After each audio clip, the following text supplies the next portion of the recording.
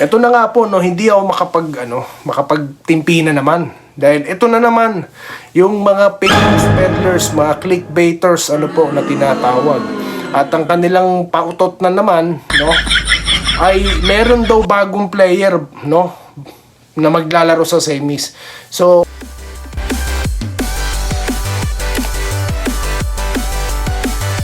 ayan, so welcome back, no, dito sa Denrica at Doy TV Sports. Well, ang topic po natin, mabilisan lang, no, ay ang Panggaang San Miguel Beermen at ang Barangay Ginebra, no, at ang mga iba't ibang fake news na naman. Meron na naman silang bago, no. Pag-uusapan po natin yan. And of course, shoutout time dito sa Denrica at Doy TV Sports. Okay, so bago po yan, ako po yung muling nagpapasalamat, no, sa inyong patuloy na pag-like and subscribe, no. Alam niyo naman po yan lang ating kaligayahan dito, no. Diba? Wala tayong pakulay, wala tayong mga Gcash dyan, no. Pero like and subscribe lang po, ay masaya na tayo dyan. Okay, so ngayon, mabilisan lang.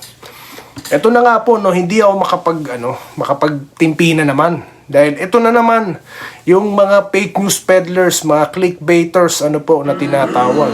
At ang kanilang pautot na naman, no, ay meron daw bagong player, no, na maglalaro sa semis. So, thumbnail pa lang, title pa lang, kabobohan na, no, basura na. At babala ko sa mga magbabasa niyan, mag-aaksaya lang kayo ng oras dahil walang bagong player na pwede maglaro sa semis. Tandaan niyo yan. Pwede lamang kung siya'y import. Kung papalitan si Brownlee, that's the time na magkakaroon ng bagong player. Pero yung, alam ko ang papunta niyan, no? Papunta niyan, malamang nilalaro nyo, no? Sa mga fake news peddlers, nilalaro nyo yung mga fans ng barangay. At gustong isipin nyo si Troy Rosario, no? Ang aming isipin na maglaro. Pero nandito na ako, no, para sabihin kabubuhan yan, no? At kasinungalingan at peke yan. Para lang kayo panoorin, ano? Kaya sa mga Barangay Ginebra fans dyan, wag kayong maniniwala sa mga basurang content na yan, ano? Sila ang dahilan kung bakit bumababa ang tingin sa mga vlogger, no? Kaya nandito tayo para itaas, no, ang level ng pagbablog. Kaya wag nyo nang anuhin yan. Una-una, mga walang buka, no? And at the same time, ay nako, hirap na lang magsalita. Anyways, so yun po. So, wag kayong maniniwala dyan. So, wala pong bagong player, okay? Sila po ang makikita nyo maglalaro, no? Well, by the way, ba't ka kukuha ng bagong player kung maganda ang chemistry? Winalis natin ng Meralco ng walang bagong player, ha? Mga utot kayo. Hindi kailangan ng Ginebra ngayon sa semis ng bagong player. Meron daw bagong sentro. Ano namang mga kabalbalan yan? Tama na po, no? Kung mag-iisip ka ng ibang player, sila po at may plano na si Team Cone. At ano yan? Sa mga susunod na content po, naku, napakarami natin pag-uusapan, ano po. At nakita niyo naman po ang pattern na San Miguel, wala nang iba, Junmar. Yun lamang, no? Kaya pag-uusapan natin yan, no? At of course, gusto ko na pong basahin, no, itong mga tawag dito, mga comments, no. At saka pala, no, nung nakaraang content natin, tayo na masyal, pero hindi po tayo makatiis, no. Gusto ko kasi kagad may mga pumapasok na sa isip ko, Kaya gusto ko na kagad sabihin na nga lang, kung napapansin nyo, may pagtatimpi tayo at wala tayong malupit na tawa.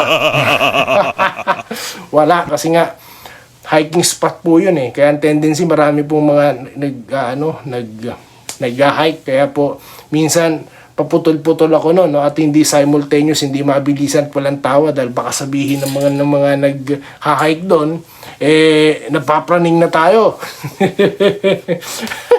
Okay. So ngayon, magbabasa na po tayo ng mga comments, no. Napakarami pong gusto magpa-shoutout, no. Kaya mabilisan lang po ito, no.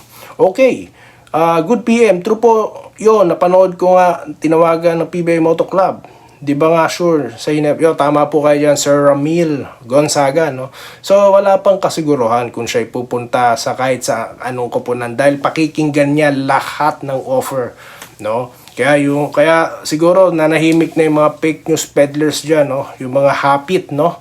sa fake news kumakapit, okay? Huwag niyong tatangkiligin yan. Segundo Aurelio, present. Isa sa mga regulars po natin, watching from Quezon, Butuan, Bohol. Shoutout po mga taga Bohol. Andres La Dipcater, isa rin po to sa mga sa mga regulars. Good morning, God bless. Kaya nating SMB, laban tayo never, NSD. Okay, Joel Tayor. Oo nga po, masyadong matalino mga fake news at talagang masaya pa sila sa puso. Irene Cueles, good afternoon, watching from San Fernando, Pampanga. Shoutout po, ang dami pong mga, alam niyo po sa Pampanga, ang daming mga magagaling na basketball player, no? Pansin ko lang. Pa-shoutout naman, sabi po ni Arnold Salazar, no? From Tarlac. Ayan, may kakilala ko sa Tarlac, no? Kung gusto niyang ibanggitin ko siya, kasi baka, kailangan ko muna kumuha ng authorization. Next. Pa-shoutout from Cebu, Solid Ginebra. Ito po, rin po to, regular, no? Si Sir Muhammad Damil Asanis, no? To si Carlos Gumangan. Tama ka dyan, kahit wala si Troy, kaya ng Ginebra ang San Miguel, kayang-kaya yan. Kaya nga ilang vlogger ang ayaw kong panoorin dahil alam ko na naman na kabulaanan ng sinasabi. Salamat po. Mr. Junicio Mercado, no? Salamat. Rolando San Gabriel, ayan.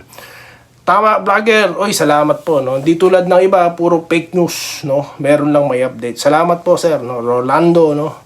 San Gabriel, salamat po. Gerald Castillo, napanood ko din yan. Ballers PH, nakausap din nila. Talaga? Ballers PH.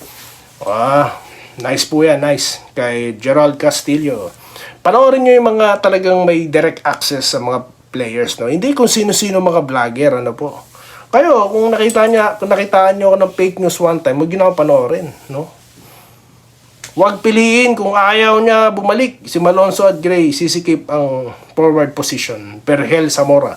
Pag-uusapan po natin sa next content. Ayan, Idol, good PM. Pa-shoutout ako kay Miss Manny. Mini Bustamante ng Malanday, Marikina. Maraming salamat din po, no?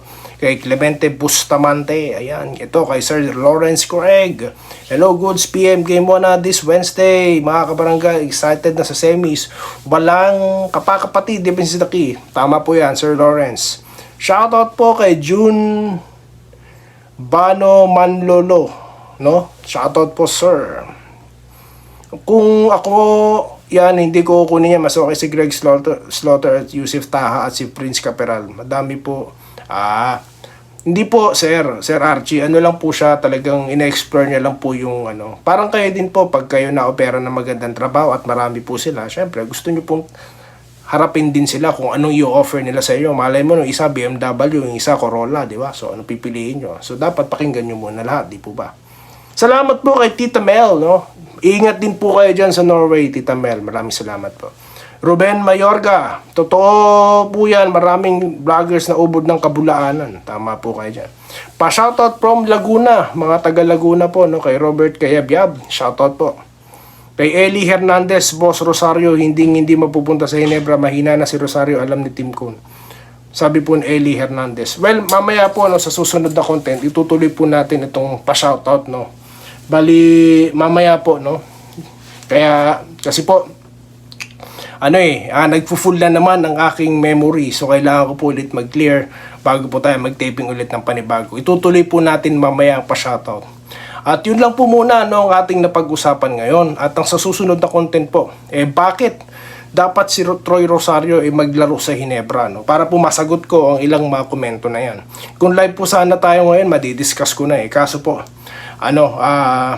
meron po tayong mga iba pang ginagawa, no? Pero yun po, tayo po itutuloy mamaya sa pa-shoutout. At muli, ako po yung magbabalik at maraming salamat po sa inyong pag-like and subscribe, no? At sa inyong pong mga pagsuporta, po? At tayo po yung magkikita mamaya dito lamang sa Day Enrica at Doy TV Sports. Muli, maraming salamat po sa inyong panonood. Salamat po sa panonood. Subscribe na para sa mga susunod na basketball at boxing videos.